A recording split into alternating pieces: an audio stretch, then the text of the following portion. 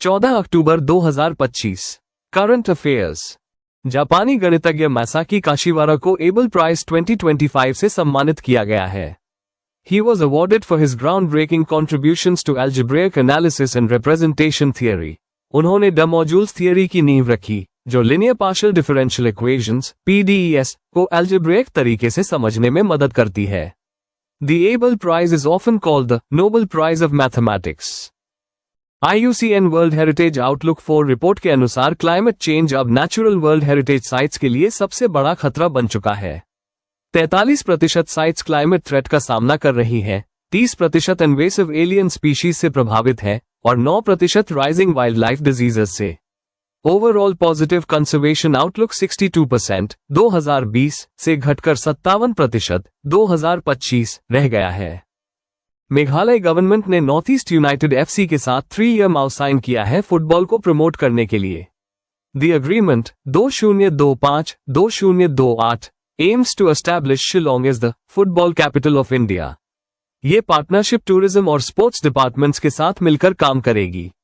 Department of pension and pensioners welfare 1 से 30 November 2025 तक digital life certificate (DLC) campaign चलाएगा।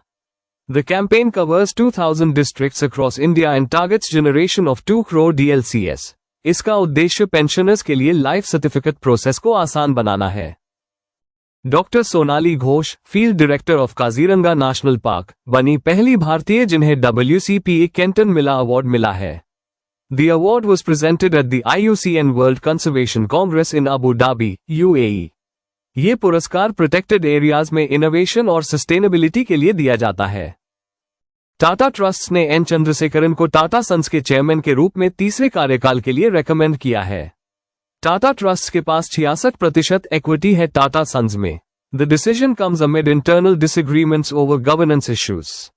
Labour minister doctor Mansukh Mandaviya ने विश्वास स्कीम लॉन्च की है ताकि EPF लिटिगेशन को कम किया जा सके। The scheme introduces rationalized penal damages under the EPF Act.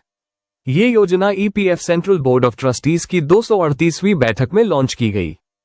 Ram Mohan Naidu Kinjarapu, civil aviation minister, ने फेयर से फर्स्ट स्कीम शुरू की है ताकि यात्रियों को फिक्स्ड एयरफेयर्स मिल सके।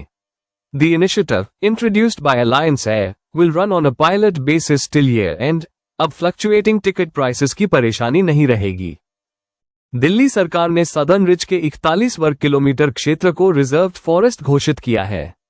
The aim is to combat pollution and improve the city's green cover. सरकार इंडिजिनस पेड़ लगाने की योजना बना रही है ताकि सॉइल फर्टिलिटी और एनवायरनमेंट बेहतर हो सके। मालदीव्स ने हेपेटाइटिस B, HIV और सिफिलिस की मदर टू चाइल्ड ट्रांसमिशन को खत्म करने की ऐतिहासिक उपलब्धि हासिल की है। WHO ने इसे ऑफिशियली वैलिडेट किया है। Over 95% pregnant women receive antenatal care and testing in Maldives. Home minister Amit Shah ने मानेसर, हरियाणा में NSG special operations training centre की आधारशिला रखी। A new NSG hub will also be set up in Ayodhya to enhance counter-terrorism capabilities. FICCI ने Anant Goenka, vice chairman, RPG group, को president elect चुना है। He will assume charge after the 98th annual general meeting in New Delhi. Shahrukh Khan अब दुनिया के पहले actor बन गए हैं जिन्होंने $1.4 बिलियन 12,490 करोड़ रुपीस की नेटवर्थ हासिल की है। His income comes from Red Chillies Entertainment, KKR IPL team, brand endorsements, and real estate. Google अगले 5 सालों में $15 बिलियन इन्वेस्ट करेगा ताकि विशाखापट्टनम, आंध्र प्रदेश में एक world class AI data centre बनाया जा सके। This will be Google's largest AI hub outside the United States.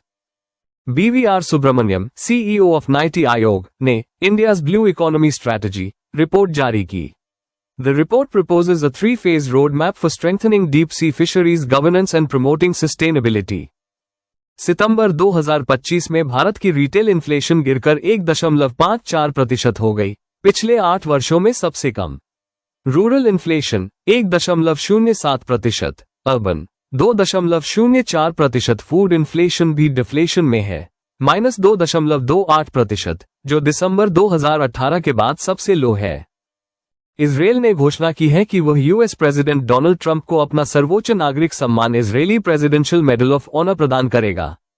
He is being recognized for brokering the Gaza ceasefire and ensuring release of hostages. इसी सम्मान से बराक ओबामा को भी 2013 में नवाजा गया था।